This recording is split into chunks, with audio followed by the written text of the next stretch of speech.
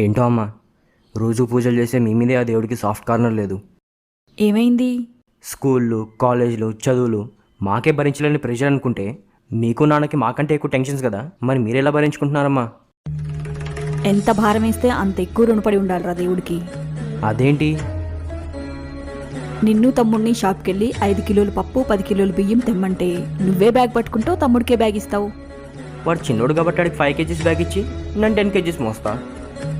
ఎవరెంత బరువు మోయగలరో అని నీకే తెలిసినప్పుడు ఎవరెంత భారం భరించగలరో అని ఆ దేవుడికి తెలియదంటావా?